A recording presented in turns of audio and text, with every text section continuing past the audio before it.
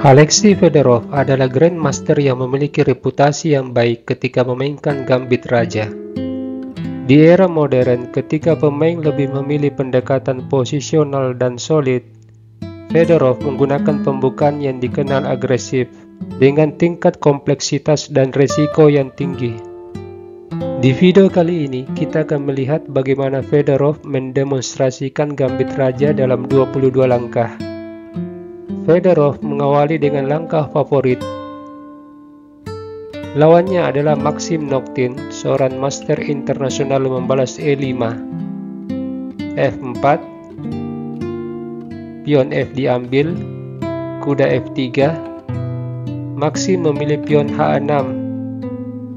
Langkah persiapan dari hitam mendorong pion G5, D4, G5. Dengan mendorong pion G5, hitam memperkuat pion F4, sekaligus mengantisipasi karakter gambit raja, di mana putih selalu menyerang di sayap raja. Namun, hal ini juga mengandung resiko, sebab sayap raja hitam lebih terbuka dan rentan terkena serangan. Fedorov mengembangkan kuda di C3, D6, pion G3. Sebuah langkah dari Fedorov yang memiliki 3 tujuan. Yang pertama, melemahkan struktur pion hitam yang solid. Jika hitam mengambil pion G3, putih bisa merebut kembali dengan pion H kali G. Dan tujuan yang kedua, putih ingin membuka jalan bagi gajah gelap. Dan yang ketiga, ini merupakan strategi jangka panjang dari putih, yaitu ingin mendominasi sayap raja sambil tetap menjaga kontrol pusat. Jika di posisi ini putih dorong pion G, kuda diusir, tapi hal ini memperkuat dominasi gajah gelap di diagonal C1 H6. Putih bisa membawa kudanya ke H4, dan jika hitam ingin menciptakan struktur pion di petak terang dengan pion F3, putih bisa memilih beberapa alternatif, yaitu gajah F4, pion H3 menyerang pion G4, dan menteri D3.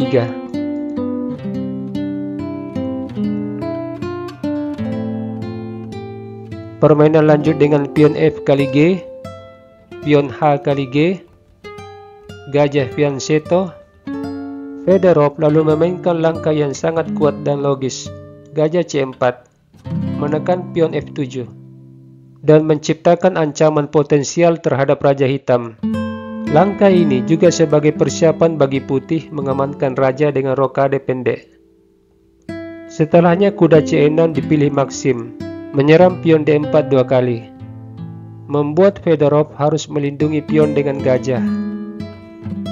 Kemudian gajah pining kuda, Fedorov rokade, dengan keuntungan benteng melakukan shadowing terhadap pion F7. Keputusan putih untuk melakukan rokade juga bisa membebaskan kuda dari pining.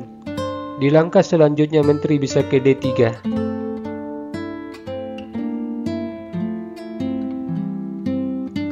Hitam melangkah kuda F6, menteri D3, rokade. Di langkah ke-12, putih mengorbankan kuda di G5. Setelah pion mengambil kuda, tercipta posisi pining.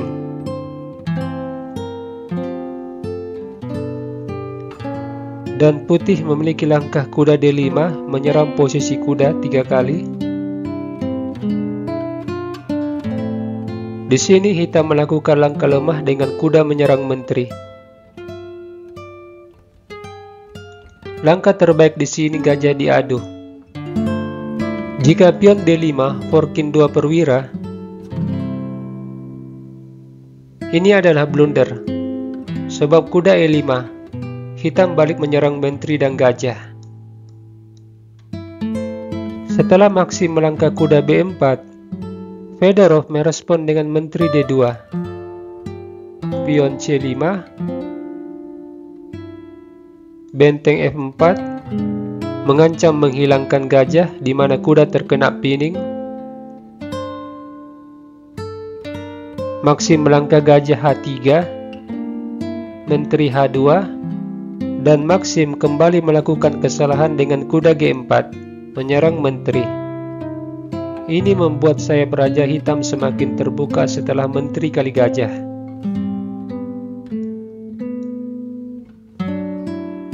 Hitam membalas menteri kali gajah. Benteng kali kuda menyerang menteri, juga melakukan shadowing terhadap raja.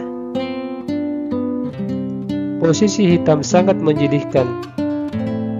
Dia mencoba menghibur diri dengan melakukan skak, tapi segalanya tidak mampu menghapus penderitaan setelah raja G2.